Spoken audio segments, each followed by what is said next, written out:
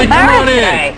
Busy morning. Wow, a lot going on. Certainly great show. Thank you very much. Coverage. You've been scanning all the news sources. What's going on? So one of the things that I'm looking at, and I find this fascinating, is the funding with which these guys in Paris, the way they potentially got their money. You know, the online hacker group that's called Anonymous? Yeah. That group came out a few days ago and said that they were going to take down ISIS. They started by taking down some believed linked Twitter accounts. They claim they've taken down 5,500 of those Twitter accounts. Good. Well, now the organization claims that they found some funding revenues through bitcoins. You know, we've heard these things. Yeah. Bitcoins, which is like an online currency. Well, they claim that they found $3 million worth of bitcoins going to ISIS. Now, how they identified this is through all their online ways of being able to do that. But think about this. Remember when the war in Afghanistan started, we were questioning how these organizations were funding themselves and how the guys, the 9/11 terror hijackers, financed themselves. And it was through hawalas. Do you remember that term? Where people could show up at a bank and trade money and somebody would give it to them, but it wasn't really a bank. It was kind of like out of a supermarket or something.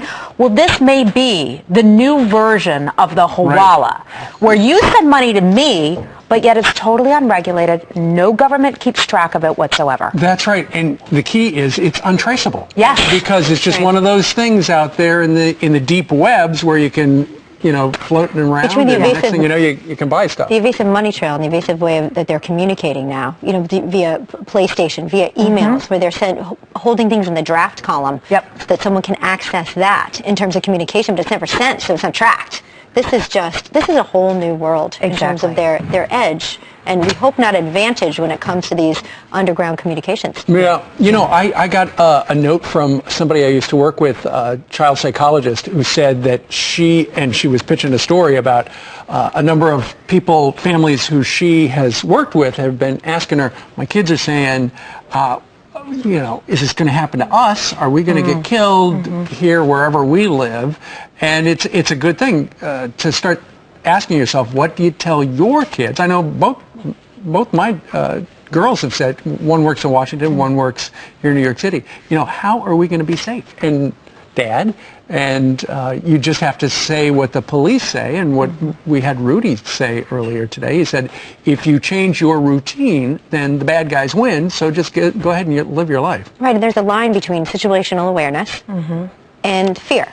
So I think being situationally aware and understanding what's going on around us doesn't have to mean we live in fear. It just means we are aware that information is important. I think when it comes to communicating with kids, it's never easy. You just have to reassure them beginning, middle, and end. Like, you're safe. You're safe here, and here's why. And you point to our military, and you point to our leaders, and you ask them to trust that, because you can't raise children with fear. And we have the blessing of being born and raised here in a nation that is in the process of continuing to protect our kids, and we want them to feel that. I mean, Heather, you probably feel the same way with your little ones. Well, I think you said it so perfectly, and you're a really good leader on this very subject. Your kids are a couple years older than mine are, and so I always struggle with how do I explain to my 5-year-old and 6-year-old, what is going on? They see the guy in the orange jumpsuit sometimes, and I try to keep the news off at home, and they say, who is that guy? Is he a ninja?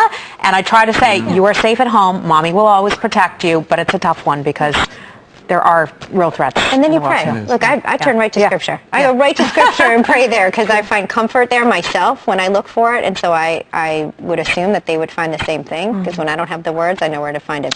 The key, though, is to talk to your kids and tell them the truth. You have to. All right. That's it for today. Good advice, Steve.